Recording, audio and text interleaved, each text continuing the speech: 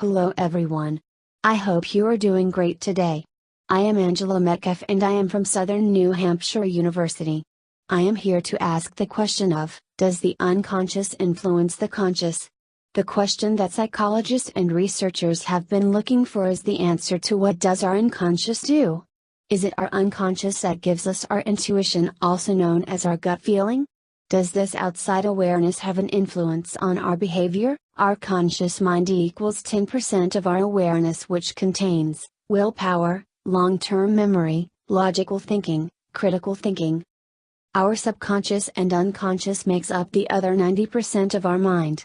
It contains beliefs, emotions, habits, values, protective reactions, long-term memory, as well, imagination, and intuition. Study summary of the unconscious.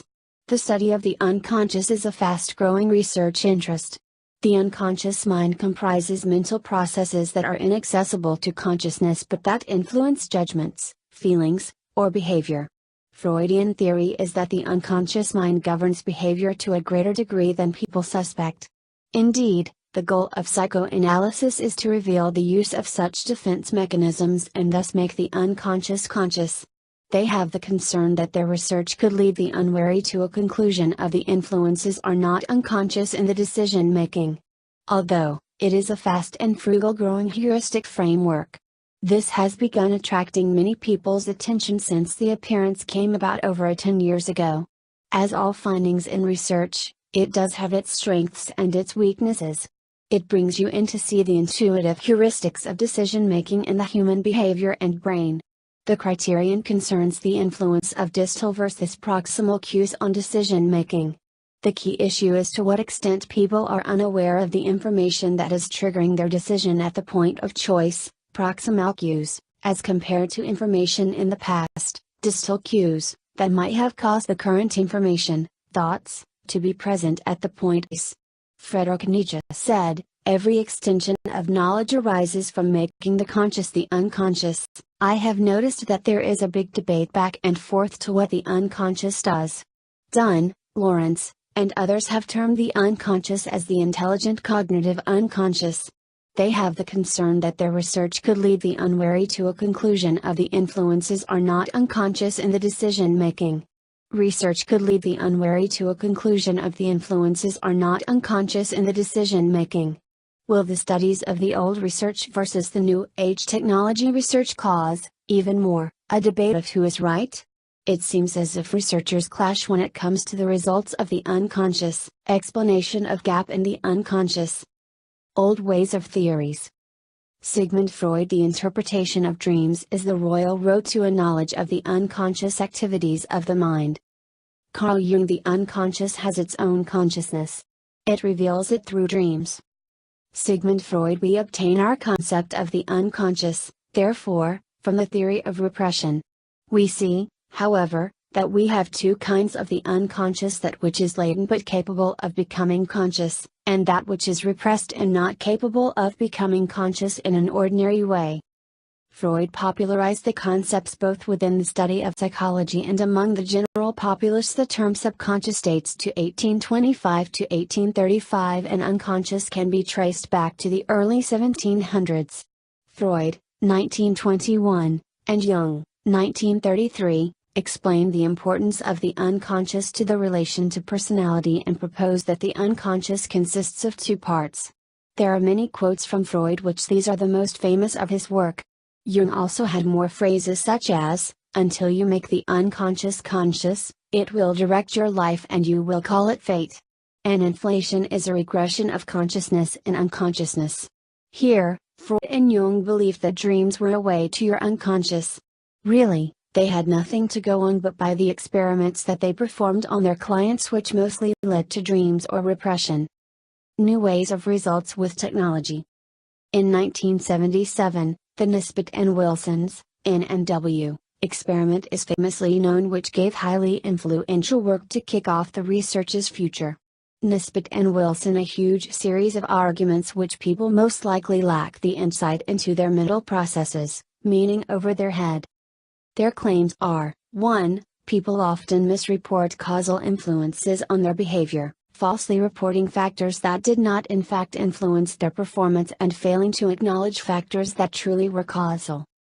2. That people are rarely any more accurate in explaining their own behavior than outside observers are, prompting the famous conclusion that if the reports of subjects do not differ from the reports of observers, then it is unnecessary to assume that the former is drawing on a fount of privileged knowledge. The gap was their unprofessional testing, even though it came out with a famous conclusion. Current research times. Newell and Shanks, in and S, started the study with the fMRI to see where our unconscious brain lights up versus our conscious brain.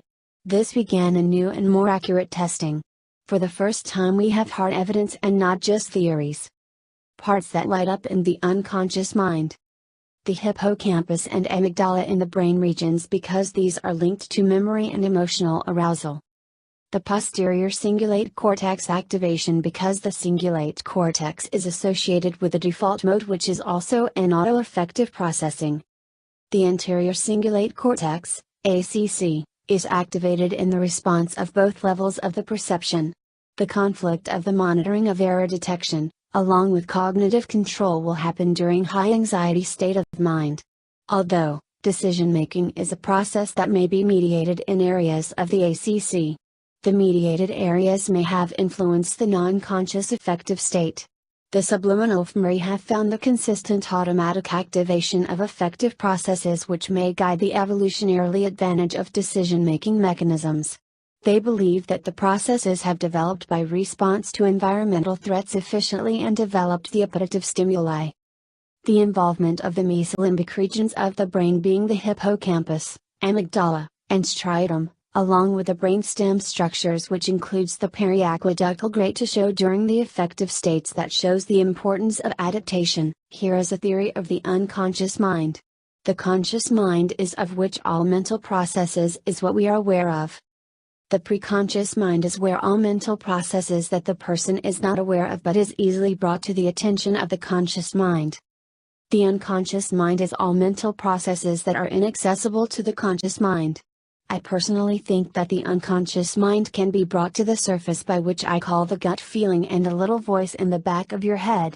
It is also linked to the universal repository of all data, information, and knowledge from the past, present, and future. Sometimes I feel like something is going to happen and can see it in my head. Also, I believe that this could also come to the surface as déjà vu. With my personal experiences, I do believe that we do tap into our unconscious brain even though it may be that little voice in your head, we don't always listen or just ignore it. So, yes, I believe that the unconscious mind can come to the conscious surface. I would like to know what you all may think of the unconscious mind coming to the surface. Raise your hand if you think it is possible. And if you feel like it, tell me the reason you may feel this way. Benefits to the field.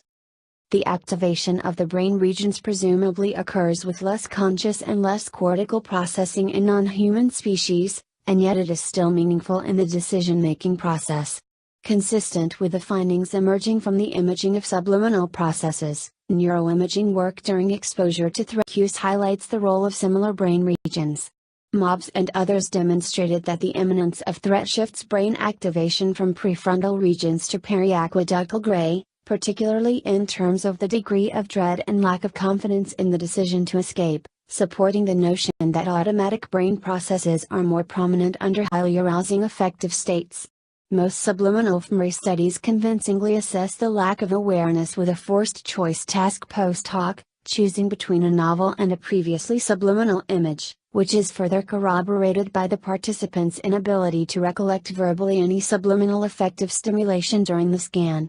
The fMRI studies using subliminal paradigms must ensure that the N&S emphasizes the awareness is made sure to have a reliable self-report.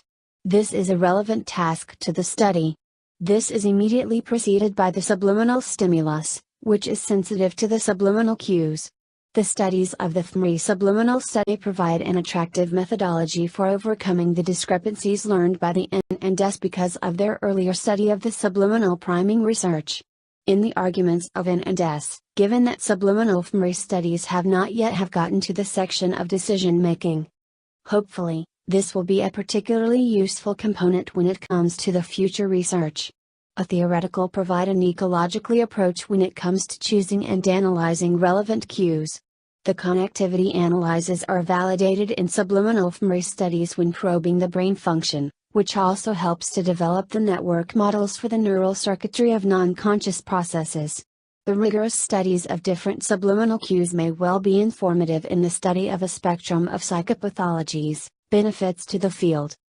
Working hard to understand and see what our brain does and is capable of. As you can see or read in this picture, it shows everything researchers are looking for in the brain. They want to know how the whole brain works and we are putting it together piece by piece. I hope you all have enjoyed this presentation. I know I have enjoyed talking all of you. You all have a great evening and thank you for coming out to learn about the conscious and unconscious parts of your brain. I really hope you have learned something interesting. Thank you again and be safe going home.